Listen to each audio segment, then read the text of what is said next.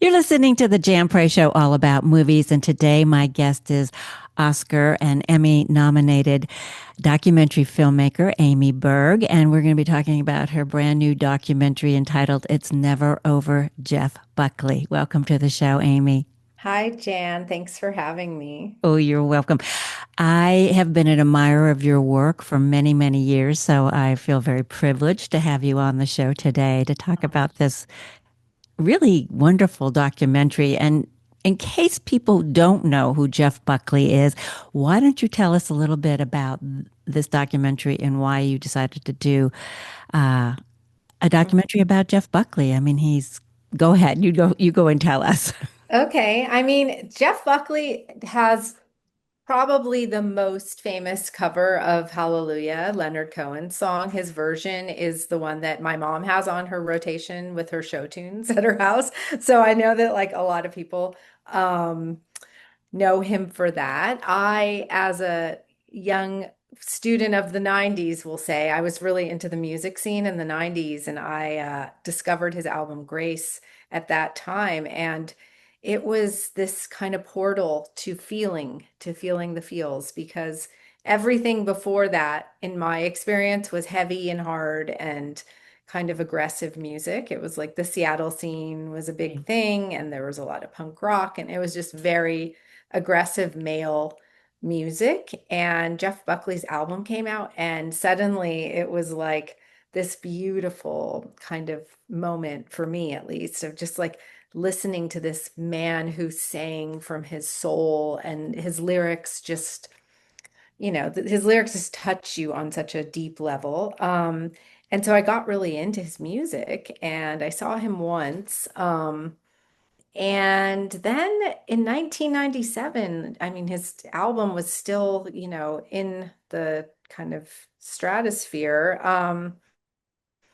And he went missing. And I remember the emotional kind of impact of like, if this was pre-Instagram, Twitter, this was pre-internet. So we had to get our news from MTV at the time. And I just remember the impact of Jeff's disappearance and then his death. And so it stuck with me.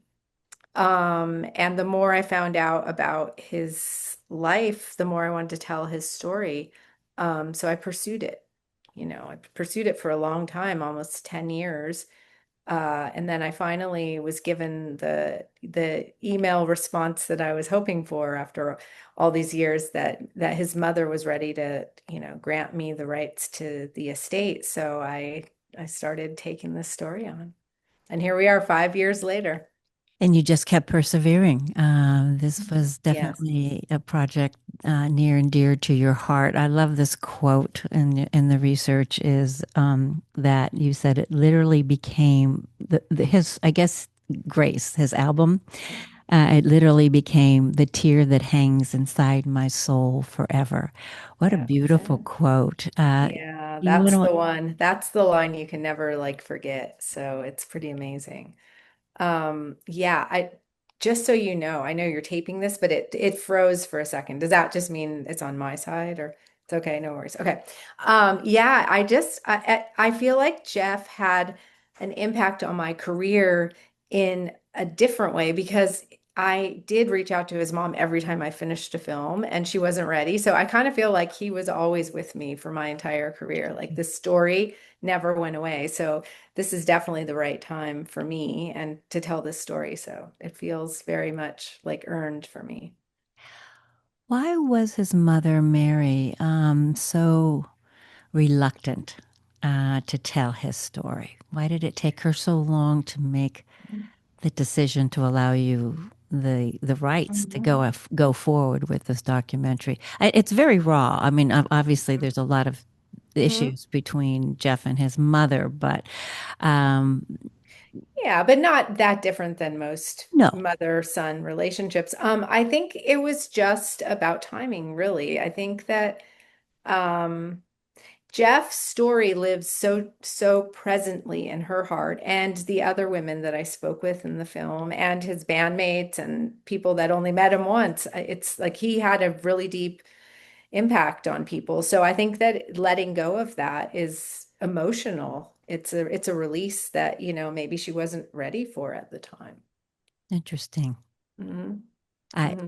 and obviously I don't want to give anything away, but the end of this film, that was it. Just if you don't cry, I don't. Something's wrong with you. I Right. It's think like you if you don't like chocolate. exactly, exactly, exactly. How open was she? I mean, she appears to be very open in the film, but was there, after she decided to give you the rights to do this, was she reticent or reluctant to really get into the story? Because it's her story. It's her Hmm. story, as well. And how was she as far as being filmed and being open as she was in this Hmm. film? There were no rules with Mary. I mean, she's an open book, and she knew that by giving me the rights and giving me Final Cut, that I was going to tell the story, in the way that I wanted to tell it. So, there weren't really restrictions in that way. I knew her story through his perspective, through his archive and his journals and his words, but, I had to like find her version of that and try to find the way to tell the story through that. So, she was a feminist and he was a feminist. Which is one of the main reasons I think I got this film in 2019 as opposed to like 2012 or something, because his feminism resonated on a different level in 2019 because the Women's March was everywhere and the language was like amplified. And then there was Jeff, who was already, speaking that same language 25 years earlier. Sorry. Mhm. Amazing. Amazing that, yeah, it's interesting as time goes on, some things become more important in a different era than they Exactly. were in the era that they were presented initially. Right, which is the same thing with his music because like he didn't sell a lot. Oh my God, I'm sorry. I'm so sorry.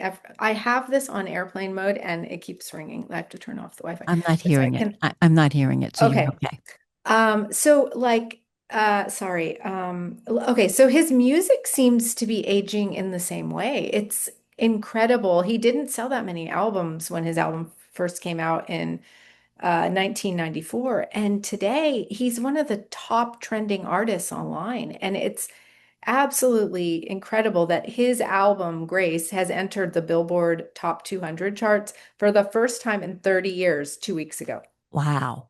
So Wow. he's like on the rise again, which is amazing. I don't know any other artist that had one album, one studio album, we'll say, that has this kind of a, posthumous career. It's crazy. It is crazy because your movie hasn't even come out yet.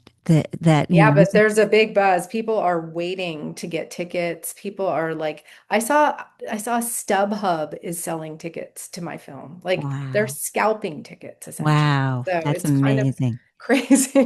It's Yeah, crazy, I've Amy. never seen something like that. Like our Wow. poster got leaked online before we signed off on it. Someone just got their hands on the poster and then we were. Now you froze up a little bit. Hopefully you'll come right back. Mhm. Okay, your poster got leaked and then what happened after it got leaked? Then we had to release it. So, but Oh, we were all just about to sign off. It was just like the last draft. I don't know how it got leaked, but I love the poster. Yeah, I love everything we're doing for the film. I love it. Magnolia has been a great partner. they're a great, yeah, they're a great company. You had your world premiere at the Sundance, this year's Mm, Sundance Film Festival. yeah. What was it like when you premiered your film at Sundance this year? Oh, I was so nervous.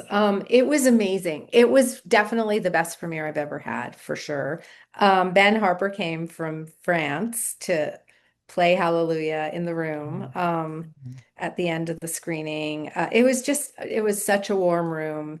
It was so great to see it in the Ray Theater, and it just felt Mhm. incredible. It was such an amazing night. And then we had a party after the screening that night that felt just like the 90s. And all these artists got up on stage and were singing covers. And it was like Ben sang a few songs, David Poe sang a few songs, Lily Hayden. It was really incredible. Wow. And our sales agents actually played guitar and bass, which was hilarious and awesome. And Matt Johnson, who was in Jeff's band, played drums for all of these different artists. So it was really a fun night. But yeah, it's been great. So Yeah. makes me feel like I'm back in the 90s music scene again. Well, it's always great to premiere your film at Sundance, that's for sure. It's Oh yeah, it's a for great sure. place. It's going to be interesting if things move forward with Sundance to see what happens. Yeah, and Boulder next. And not Boulder. this year will be the last year in Park City. So, Yes. mhm, Yeah.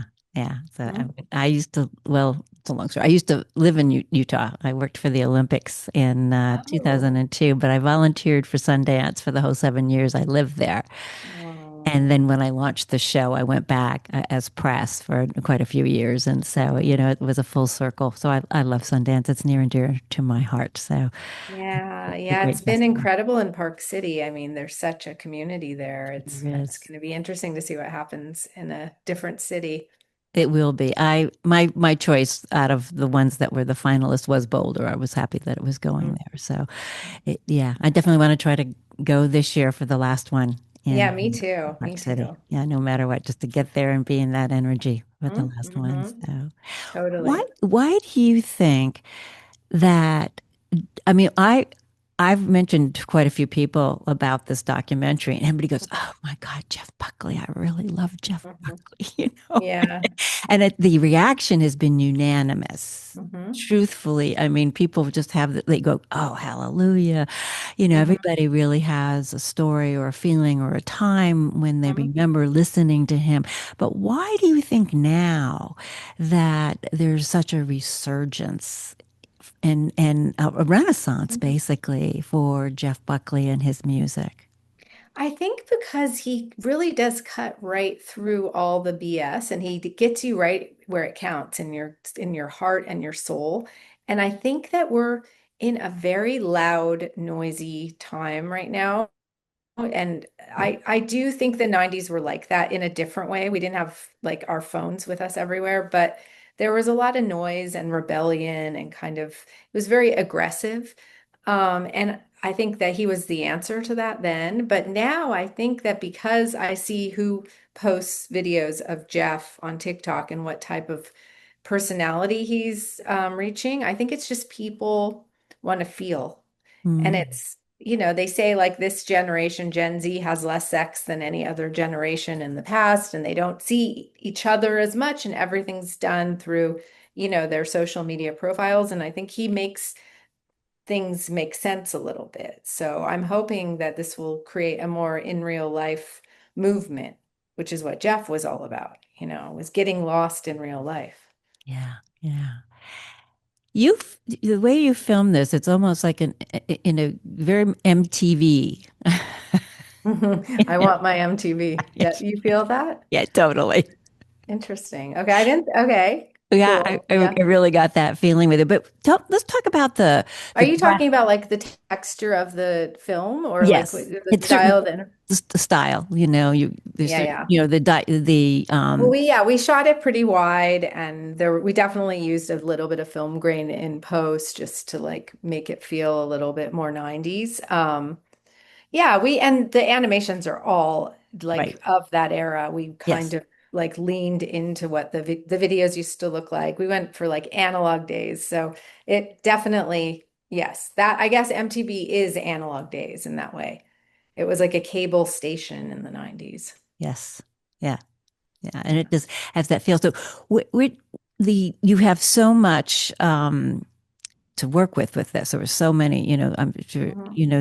to decide what to put in it, and it's amazing uh, how much material there was about him out there, and just from the beginning, and and even Mhm. towards the end. So, how did you accumulate all of that material, and then what was that editing process like to narrow it down into this movie?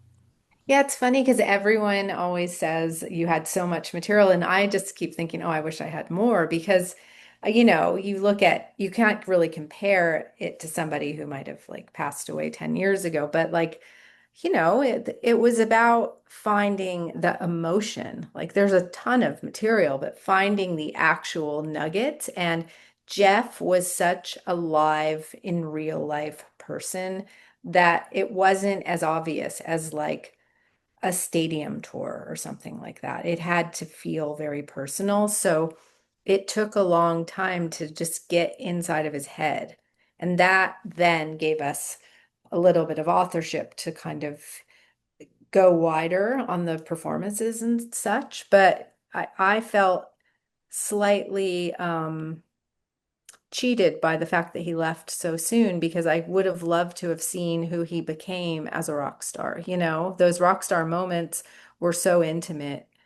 And some of the best shows that he did were not filmed. And I was really, like kicking myself about that. I was like, Mm. there was this one show in Paris that at L'Olympia, which is the most incredible venue. And there's an audio recording, but no video. And you could just feel the room, it was just, he was on that night, but there is Mm. no film footage of it. And it's just so sad. So anyway, I did my best with what we had. Well, it seems like you have a lot. It seemed like a lot. Whether Yeah, you well, feel it will. Yeah, it feels like that when you're finished. But of course, I'm very greedy. I always want more. So, mhm. so you started filming this or putting this together in 2019, and it took you Mhm. 5 years. Yeah. I mean, there was a pandemic and like a lot of things got slowed down, but I enjoyed the kind of stop start pace of it because I really needed to digest and live with it. And he's such a big emotional thinker that I needed to like really embrace it and feel it. And that's what it took. So I worked with like four different editors over that period of time, and production started and stopped. And, we kept it really tight and mighty. It was a very slim crew, and here we are. So I feel good about it. I'm really happy with the film. Oh, you should be. Actually. It's Yeah. it's a wonderful film. It really is a wonderful film. And if Thank you're a you. Jeff Buckley fan, and even if you weren't, even if you didn't know anything about him, you will Hmm. want to watch this film and learn about him, and you'll become a fan for sure if you haven't been already. You may have been way too young when he was Hmm. out, and so I highly recommend anybody who wasn't aware of Jeff Buckley. How Yeah. difficult was it for you to get his partners, his two partners that really, really deeply loved him, and he really loved them back, Rebecca and Joan? How difficult was it for them to decide to also Hmm. appear in this documentary? And I know it was very emotional for both of them. Yeah. Well, it wasn't easy. I'll tell you that. It just was not easy. And I am so grateful that they agreed to give me their time and what they remembered, and share their stories. But it took quite a long time to get that trust and to speak with them. So yeah, I'm really, really grateful, like I said. How do you do that as a director when there's somebody that you would like to have in your documentary, and and they're reticent, and Mhm. how do you go about, you personally, Amy, to get Mhm. their trust, to because that is hard for people to go on camera Of course. and to share something that's really deep Mhm. inside their hearts, because their relationship with him, both of them had a Yeah. really wonderful deep relationship with him, and to be Mhm. able to open up after all of these years and talk about uh, Yeah. probably the love of their life, I would say, most likely. Yeah. I mean, it's just patience, really, and it's just following their lead. And obviously, they everyone who I spoke to has a story to tell, and some people felt stuck in their heart, not their life, but their heart. Some people felt that this experience and seeing it told in the complete form that it's told in has released some pain that they were holding on to, or some Mm. kind of just open them up a little bit more. And that's great. But it's about being patient and trying.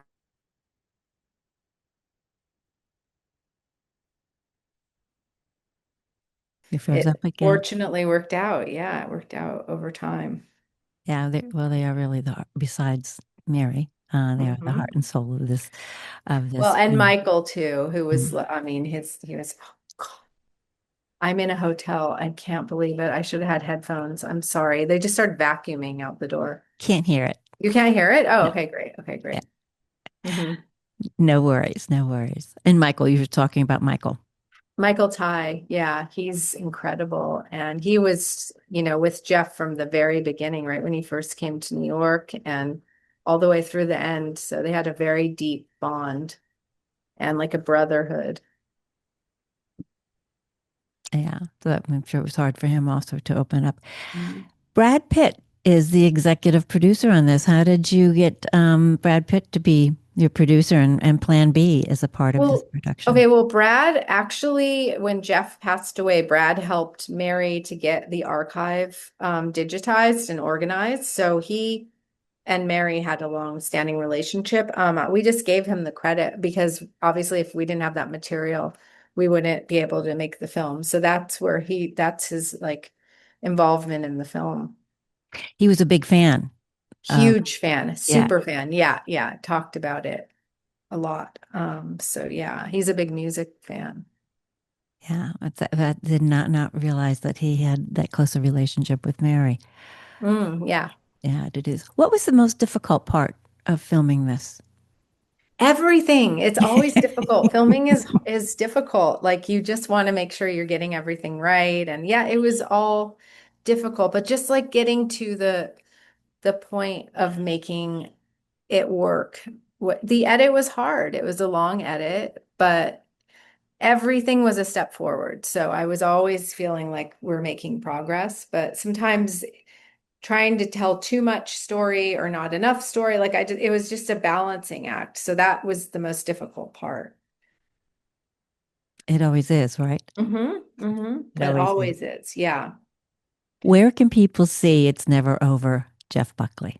Well, it's going nationwide on August 8th. So you can check on our social media. We just announced today that we're releasing with the theatrical release, we're releasing 24 minutes of unreleased footage that you can see at the end of the movie. And it's going to be everywhere. So you check on our Magnolia Pictures website or It's Never Over movie website, and you'll find the dates and the locations, and you can buy tickets in advance as of today.